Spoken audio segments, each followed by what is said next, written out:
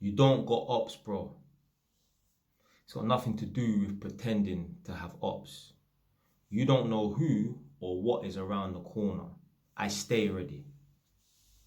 You gotta live life with a sense of paranoia. I didn't say you have to be paranoid and you're going out and you're looking around. No, you don't have to leave the house with your head on a fucking swivel. What I'm saying is you have to live life with a sense of paranoia. You don't know who or what's around the corner. You think the people them that get their door kicked in by 5 guys and they get tied up in their yard. It's called a home invasion. You think they've got ops. Just because you got ops or you ain't got ops, that don't mean that man ain't gonna try and roll on you and rob you. What about the guys that get robbed for their Rolex watches that are not about that life? So you always got to stay ready. Talking about people kicking in your door and that. I'll go to these people's yards and that, and it makes me laugh. Like when I see like a baseball bat by the front door, it always makes me laugh because I think these people actually think they're ready for war. I think they think they're ready for someone to kick and fly through their door, and they're really not. Think about it logically. If you're lucky, someone will be banging down your door, and obviously you got time to pull out what you need to pull out to defend your door. But think about this logically. If 3 or 4 guys fly through your front door and you've got a bat at your front door, how the fuck are you getting hold of that? What are you gonna do? Say, excuse me guys, 1 sec. I know you're in my house, but hold on a minute. Let me just go to the front door. Let me just push past you. Mind up, big man. Let me just get my bat quickly and then we can get this thing cracking in the hallway. No. Once they're in your yard, once they've flown through your front door, that's it, fam. You gotta go and look for other things. So me personally, I don't even have nothing by my front door. I've got things stashed around the house.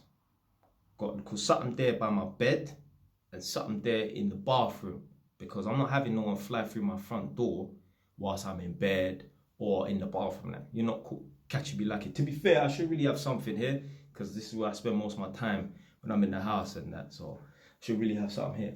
But you got to live life with a little bit of sense of paranoia and that. But it just tells me, when I see people leaving comments like that, more than likely they have not lived that life. So like, depending on the sort of lifestyle you've lived, depends how you're going to perceive a situation or potential threat.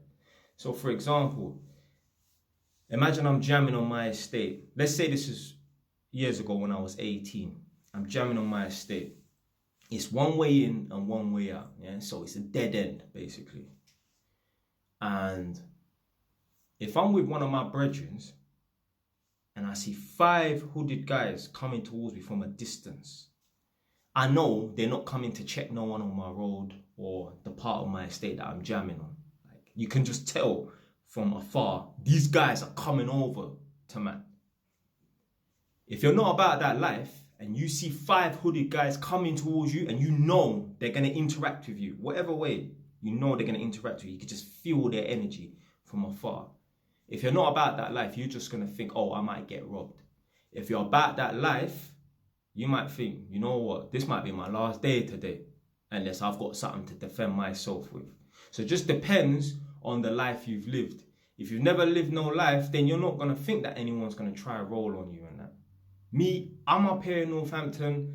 I mean, I've mashed up a few people and that. People I've mashed up, man, on my estate that's been calling people to come down and shit like that. That's why I keep something in my bathroom. But, like, even up here, I still always stay prepared. I always still stay ready and that. Like, if someone knocks my door at 9 o'clock at night and it's dark outside, the first thing I'm doing is I'm grabbing something.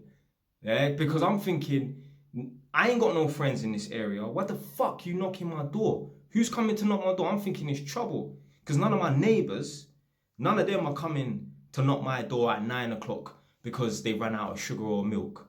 None of them are coming to knock my door, period. Nobody knocks my door. So if someone knocks my door, it's more than likely trouble. The only 3 sets of people that will knock my door, potentially, is maybe a delivery man, or you know them people that go around and try and get you to change energy providers, or it's probably some trouble. That's the only 3 times I'd expect anyone to knock my door, really, truly. Because I don't have no friends with people in Northampton. I'm not cool with anybody in Northampton. So no one has an excuse to knock my door. So me, I just stay ready. I've even had it before. One time, it was Halloween. And my girl was at my yard. And she lived around the corner these times. So just like a 5-minute drive away. She had like her phone charger here. So let's say she left at 7 o'clock. She texts me at 7:30. Oh, I forgot my charger. I'll be back around soon. I was like, yeah, cool. 5 minutes later, my front door knocks. I'm like, oh, well, that was quick. I was thinking, yeah, you said you're going to be around soon. I know you live a 5-minute drive around the corner, if that, but I'm not expecting you to come within 5 minutes. I'm expecting you to come within 30 minutes or something. Halloween, front door knocks. I open the front door and there's a youth standing in my face with a balaclava on, his mobile phone in his hand and one hand behind his back. Man's talking about trick or treat. Blood, I just slammed it. I said, wait there. Slammed the door in his face, ran upstairs, got what I needed to get, come to the front door. The shoot was off. Off. All I'm seeing is a dark figure and some heels. Man, you know when man's running fast and the heels are just flicking in the air? I'm seeing that. Anyway, obviously, I've thrown my thing on the floor and just ran after him. I didn't end up catching him right then and there. I actually went to the local shop, circled the block. Didn't find him there, but on the way back, I caught him. I grabbed him up. Like, but what the fuck are you doing coming to people's doors? Talking about trick or treat. The youth had a balaclava on with sunglasses and his mobile phone in his hand and his hand behind his back. Blood, to me, that you're trying a thing, fam. So anyway, grabbed him. I said, blood, don't ever do that again, blood. You don't know whose door you're at. You don't. He's lucky it was me. Imagine, yeah, he went to some Peckham youth's yard or some Hackney youth's yard or some Brixton youth's yard that's got some mad beef and he keeps things in his yard with him. Out of paranoia, he might just blam you in your head right then and there. Yeah, okay, he goes to prison and that, but you're 6 foot under. You're getting carried by 6 people on the day of your funeral and that. So that youth there is so fucking dumb. But obviously, the people in Northampton, they're fucking idiots. They're fucking idiots. That's how I know it ain't like that around here. Because you can't do that. Bruv, you're not going to go knocking on random people's doors on the ends doing that. You don't know who is behind that front door.